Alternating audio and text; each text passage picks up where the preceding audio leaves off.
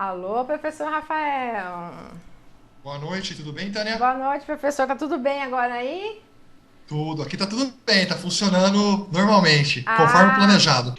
então, professor Rafael, seja mais uma vez aqui muito bem-vindo ao site Jurisprudência e Concursos. É um prazer enorme recebê-lo. Para quem não conhece, o professor Rafael é promotor de justiça lá em Goiânia, autor de 2 livros lá da Método, daquela coleção bem bacana que eu já mostrei para vocês, que é Questões Comentadas da Magistratura, do Ministério Público. E também professor lá na Rede Júris. A aula dele foi fantástica, de que nós invadimos. Eu estou esperando, a Rede Júris já falou que vai mandar para mim essa aula do professor Rafael que ele ministrou no primeiro dia de aula lá do curso de resolução de questões, para a gente colocar aqui no espaço do professor Rafael, aqui no Jurisprudência e Concurso. Professor, então, olha, seja muito bem-vindo aqui, e o espaço é seu, fique à vontade. Obrigado, Tânia. Mais uma vez, o prazer é meu de estar aqui com você e com todos os nossos alunos, né?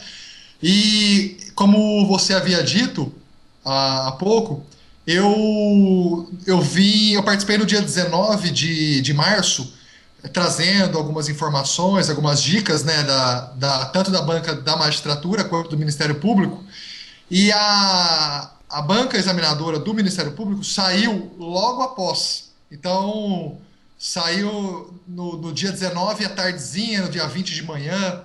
Então, eu me comprometi a voltar aqui, né, na TwitCam, no site, e passar para os nossos alunos um pouco a respeito das informações dos examinadores. Bom, nós vamos falar um pouco hoje a respeito do comunicado 2 de 2012 do Ministério Público, que estabeleceu a banca examinadora do concurso que se realizará agora, a primeira fase, no próximo dia 29 de abril. E como eu falei para vocês, nos concursos passados eram 4 grupos. Então, cada examinador, cada grupo tinha 3 examinadores, dava um total de 12 examinadores. Nesse edital, agora, esse último que está em andamento, o que aconteceu? Houve uma mudança. Agora são apenas 3 grupos, com 3 examinadores em cada grupo, totalizando 9 examinadores. O que ocorreu, na verdade, é que a Direito Civil e Processo Civil unificou-se com difuso e coletivos. Então, agora nós temos um grupo apenas de civil, processo civil, difuso e coletivos e individuais homogêneos. Isso acaba sendo melhor para o candidato, porque ao invés de convencer 12, a gente tem que convencer apenas 9, né? Nesse ponto, eu acho que é uma notícia boa. Só que a média final aumentou.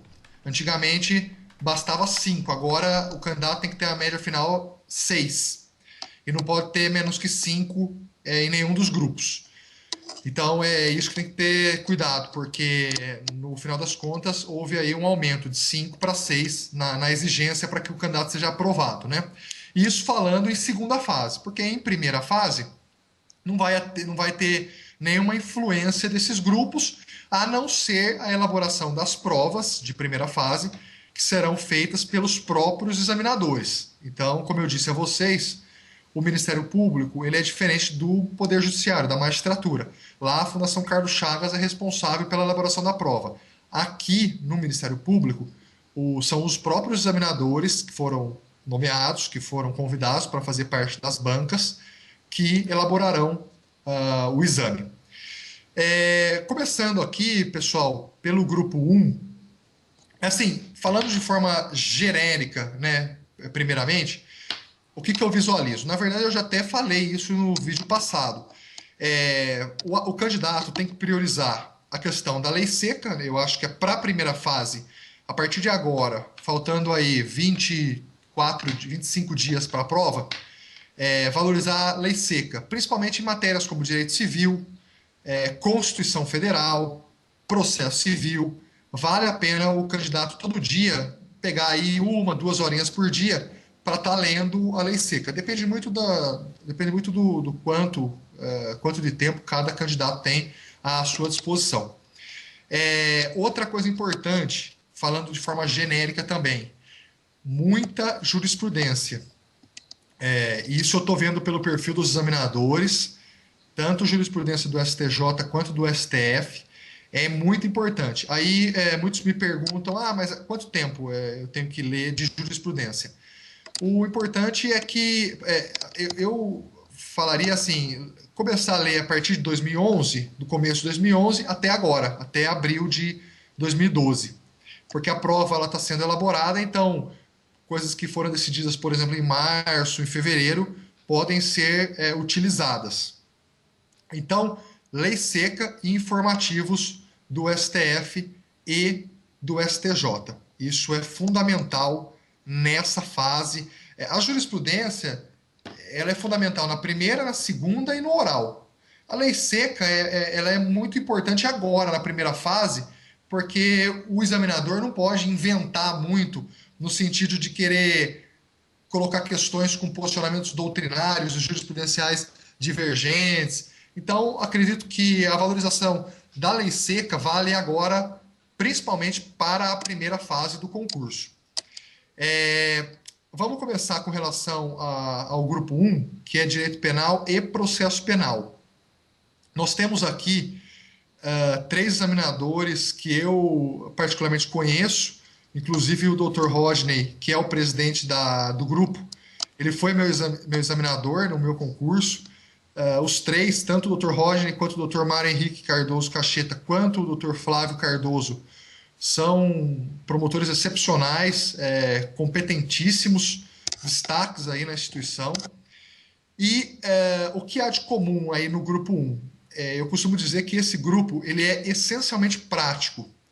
Tanto, costuma-se dizer, posso até usar a expressão, que os examinadores são bastante pragmáticos, no sentido de que eles exploram muito a visão prática, o dia a dia do candidato.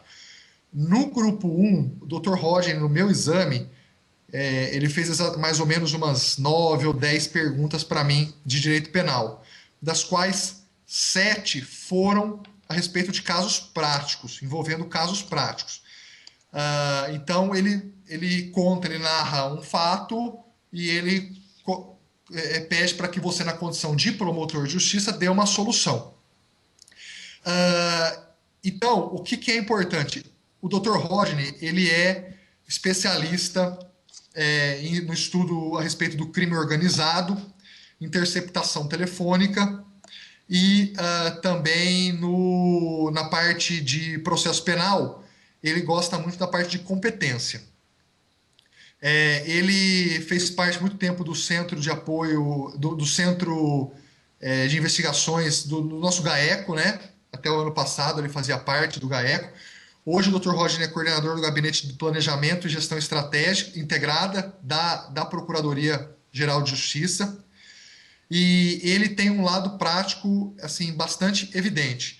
Então, o que é importante nessa banca para o candidato? Estudar, por parte do Dr. Rodney principalmente, a lei de crime organizado, interceptação telefônica e, no lado do processo penal, na questão de processo penal, provas, competência e recursos. Eu visualizo que no direito penal, na legislação penal especial principalmente, essa questão de crime organizado, de interceptação, de infiltração de agentes, isso ele tem bastante afinidade com a matéria, inclusive eu já fiz cursos com ele a respeito disso. Ele é um estudioso nessa matéria, gosta muito. E também no processo penal, e ele até me perguntou muito isso a respeito de competência, ele dá um caso prático. Olha, doutor, seria caso de competência da Justiça Federal, da Justiça Estadual, existe súmula a respeito disso. Então, no processo penal, o candidato valorizar bastante o tópico competência, provas e recursos. Isso é fundamental. Com relação ao Dr. Mário Henrique Cardoso, ele é promotor lá na cidade de Catalão. Respeitadíssimo, competentíssimo, muito bom. Um dos promotores que, inclusive, eu tive aula no curso preparatório que a gente faz. E foi aí um dos professores que a nossa turma mais gostou à época. E hoje ele é promotor criminal e da execução penal também. e também meio ambiente. Mas como ele não examinador da área de difuso, dificilmente ele vai perguntar questões a respeito de meio ambiente. O Dr. Mário Henrique, eu visualizo que ele tem muita afinidade com direito penal parte geral. Então, a parte geral, eu aconselho que o candidato saiba muito bem parte geral. Mas quando eu digo muito bem, é muito bem mesmo, saber a fundo, principalmente a teoria geral do crime. Então, aquelas teorias a respeito da teoria do crime, teorias da conduta, do nexo causal, isso é fundamental. Tanto que, se nós pegarmos aqui o edital no grupo 1, que trata de direito penal e processo penal, nós vamos ver que em direito penal são 13 tópicos. Direito penal geral, ele é tratado, ele vem do tópico 1 ao tópico 9. Ou seja, praticamente 80% do edital está relacionado a direito penal parte geral. É tanto a questão de princípios, quanto a questão da teoria do delito, e depois ingressa na parte de concurso de agentes e penas. Me perguntam muito se o candidato tem que saber a teoria do saber. Existe no tópico 2 de direito penal a tal da teoria do saber do direito penal, que é uma criação do Zaffaroni, do Eugênio Raul Zaffaroni, que é um grande penalista argentino.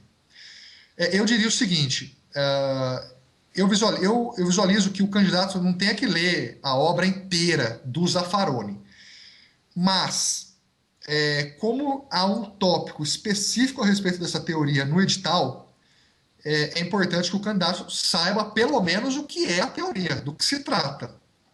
Então, o que eu fiz na época?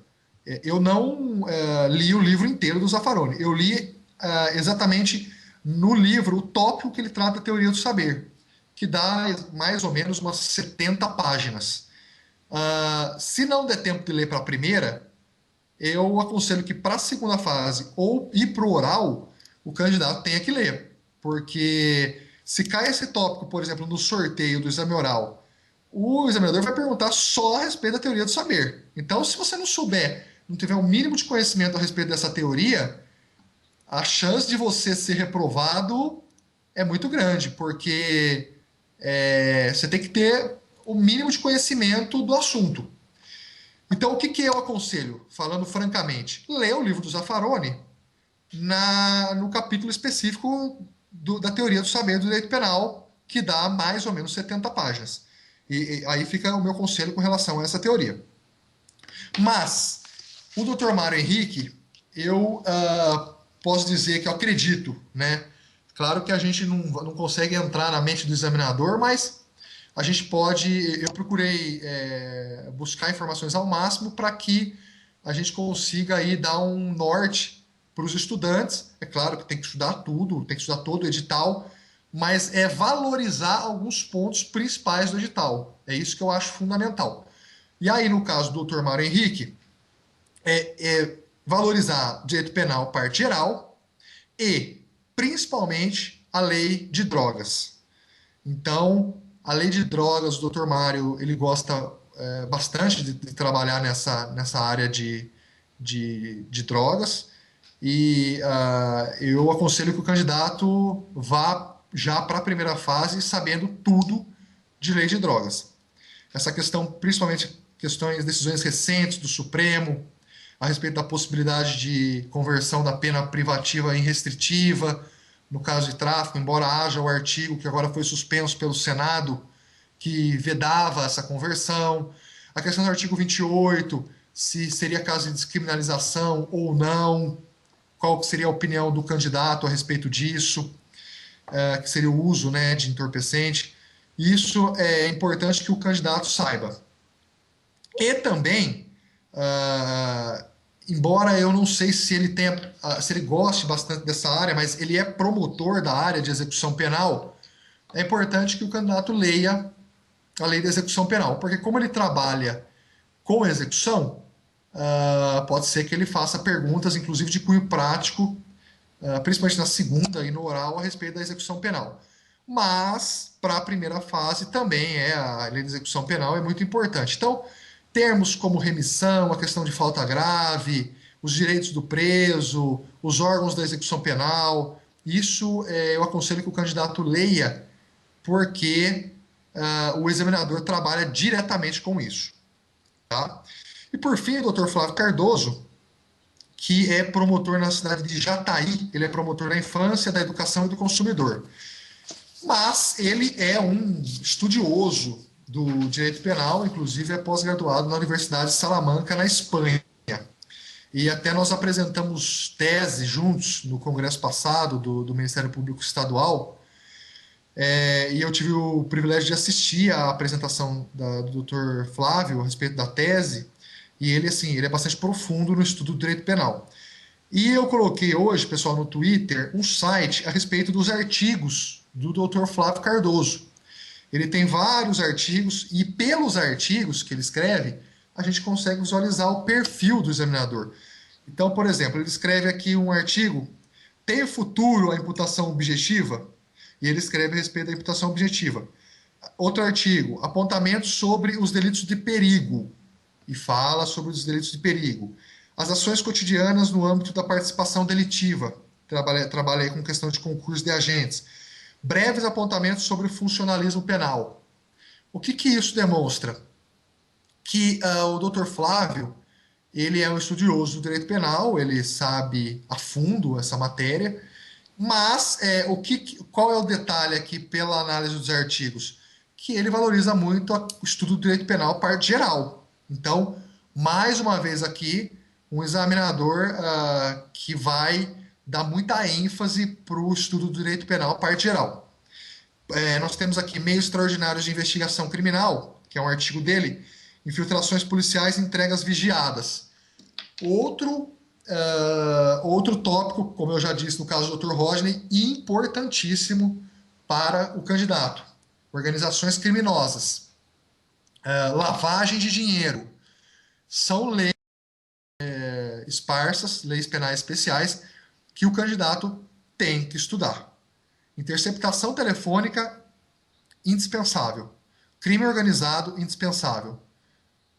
Lavagem de dinheiro, indispensável. Execução penal, indispensável. E drogas, indispensável também. Então, esses são os principais pontos do grupo 1 de direito penal. Direito penal à parte geral, essas leis que eu acabei de dizer, lei penal especial, e em processo penal, a competência, recursos, provas e também procedimentos. O Dr. Mário Henrique trabalhou muito tempo no Tribunal do Júri, inclusive lá em Rio Verde. E pode ser que ele faça perguntas a respeito da competência do Tribunal do Júri, das regras do Tribunal do Júri.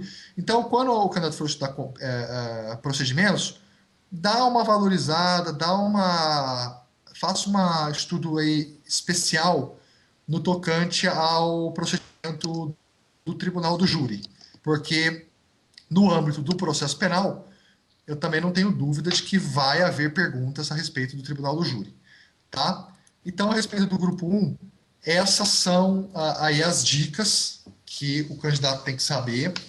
Nós visualizamos pelo grupo 1, pelo edital, que dá muito valor à parte geral de direito penal. Então, não deixem de ler. Nós temos aí inúmeras obras a respeito do assunto. Se for o caso, pega mais que uma obra, se ficar em dúvida com relação ao assunto, vai atrás, porque ainda dá tempo de estudar, aprofundar nesse assunto. Concurso de agentes, a ilicitude, culpabilidade, tem que saber na ponta da língua. Não tem jeito. Quer ser promotor de justiça, tem que saber direito penal, parte geral. Não tem como fugir do estudo dessa disciplina.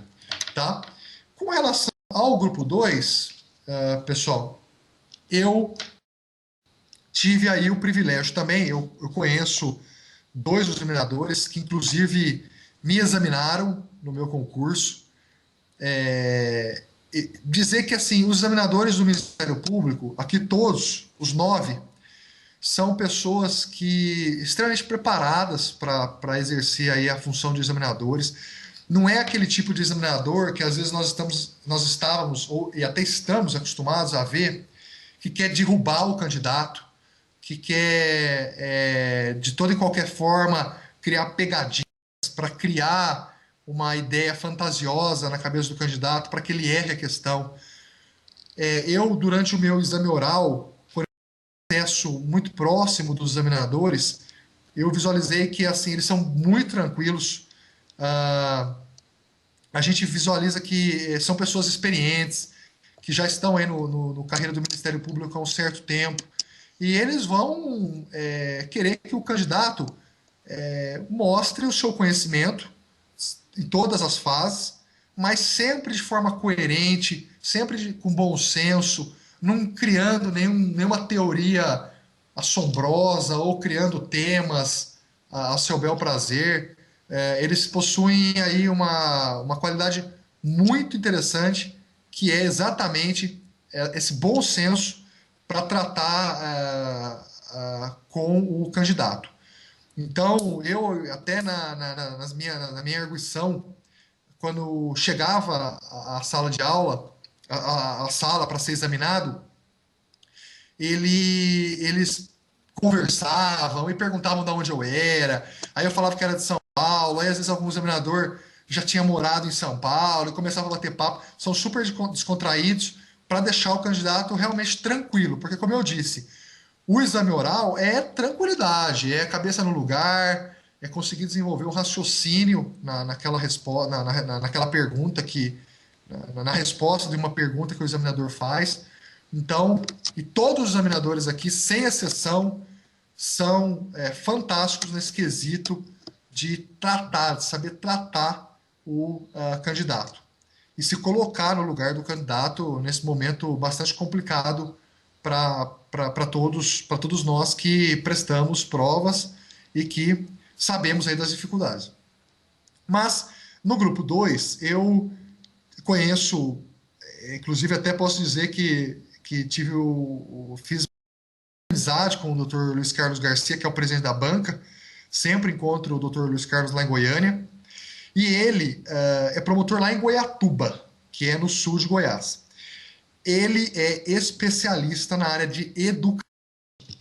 Então, pessoal, nós podemos ver aqui no edital, existe um tópico na área de direitos difusos coletivos, que é o tópico 11, que diz lá, tutela coletiva do direito à educação, Lei de Diretriz e Base da Educação Nacional, Lei 9394/96, regulamentação e controle do Fundeb, né, agora, interpretação jurisprudencial dos tribunais superiores. Leiam muito essa questão de direito à educação. Tanto os dispositivos previstos na Constituição Federal, que tratam do direito à educação, quanto na tutela coletiva do direito à educação, que vem basicamente evidenciado na Lei de Diretrizes e Bases 9394/96. No meu exame oral, ele perguntou para mim basicamente a respeito de Fundeb. Então, acho que ele perguntou, foi metade Fundeb e metade infância. Então, candidato, muita atenção. Às vezes, isso é uma matéria que às vezes a gente estuda muito pouco, mas aqui no caso do Dr. Luiz Carlos Garcia, não dá para bobear. Ele é especialista no assunto, tem um trabalho muito bom que ele realiza lá em Goiatuba, que até nós já conversamos a respeito. Então, muita atenção nesse item 11, tutela coletiva do direito à educação. Tem que saber bem a respeito do assunto. Outra coisa, o Dr. Luiz Carlos Garcia vai perguntar, sem sombra de dúvidas, a respeito do direito da infância e da adolescência. Então, o item do edital, Estatuto da Criança e do Adolescente, Doutrina da Proteção Integral, Convenções e Tratados Internacionais, Interpretação Jurisprudencial, pode anotar. Faz um risco aí gigante. Pode escrever assim, ó, Doutor Luiz Carlos e embaixo Rafael. porque é certeza que vem muita pergunta a respeito de infância e adolescência nesse concurso. Seja na primeira, seja na segunda, seja no oral. Tem que saber o ECA, tem que saber as mudanças que nós tivemos agora, em 2009, na lei de adoção. É fundamental. Isso o candidato que fazer a prova sem saber essas mudanças, compra o Vademecum atualizado, porque vem muita pergunta de ECA por aí, tá? Outra coisa que eu acho também importante: consumidor. Consumidor, no meu exame, quem perguntou muito de consumidor foi um outro examinador que não está, Dr. Robertson, não está fazendo parte desta banca. Mas direito do consumidor está diretamente ligado aos direitos difusos e vem a cada dia mais caindo nos concursos públicos. Eu tenho certeza de que virá muita pergunta de consumidor nessa prova. Então o candidato já dá uma ênfase também no direito do consumidor. O doutor Rony, que é o segundo aqui, ele é promotor em Catalão. Ele é da segunda promotoria de Catalão. Ele é promotor na área da fazenda pública, de idoso, incapaz e ausentes. E também meio ambiente. Grifem o item. Deixa eu achar aqui qual item que vocês vão ter que grifar. 5 do edital. Meio ambiente. O Dr. Rony é especialista na área do meio ambiente. Desenvolve um trabalho fundamental nessa área lá em Catalão. No exame passado, só me perguntou de meio ambiente e idoso. Então, também trabalha com idoso. Então, Dr. Rony, banca de difuso, anota: direito ambiental, direito do idoso e também uma outra área que o Dr. Rony gosta bastante e que tem um trabalho muito intenso lá em Catalão. Inclusive até acompanhei alguns TACs que ele realizou nessa seara, na defesa do portador de deficiência. Então, leiam essa questão do portador de deficiência, que com toda certeza o Dr. Rony vai perguntar. Para a gente resumir: fundamental, direito à educação, ECA, ambiental, consumidor, idoso portador de deficiência, e também tem uma outra aqui, e improbidade administrativa. Improbidade administrativa, com certeza, vem perguntas nesse. É claro que nós falamos assim de maneira bastante ampla. Olha, ambiente, idoso, infância, mas são essas leis que o candidato tem que saber bem. Não dá para ir fazer a prova do Ministério Público. Inclusive, quem pensa em ser promotor de justiça vai trabalhar diariamente com essas matérias. Infância, consumidor, meio ambiente e improbidade administrativa tem que estar na ponta da língua. Principalmente o doutor Luiz Carlos, gosta bastante desta questão da área de infância, de medidas socioeducativas. Então, é importante que o candidato leia os dispositivos do ECA que tratam das medidas socioeducativas, as espécies de medidas, do prazo de duração, etc. Mas não deixe de lado também o estudo do patrimônio público, principalmente da lei de improbidade administrativa. Então, resumindo: infância e adolescência, educação, consumidor, improbidade, ambiental, idoso e portador de deficiência. São as principais disciplinas no grupo de direitos difusos e coletivos. Já no tocante a civil e processo civil, nós temos que a doutora Ana Maria Rodrigues, que hoje ela é coordenadora das promotorias de justiça da capital, o candidato tem que dar uma ênfase aí, principalmente principalmente, direito civil, parte geral e direito de família. Então, a doutora Ana Maria é promotora de família, e vem exercendo aí a coordenação, né, das promotorias na capital, e não tenho dúvida nenhuma que ela vai dar ênfase nessa área do direito de família. Então, direito de família e parte geral de direito vai cair com toda certeza. Responsabilidade civil. Candidato, leia os dispositivos do ECA, dos dispositivos do Código Civil que tratam da responsabilidade civil, tá? Com relação ao processo civil, é importante que o candidato dê uma ênfase maior na primeira parte, naquela parte da teoria geral do processo, na questão dos procedimentos. Isso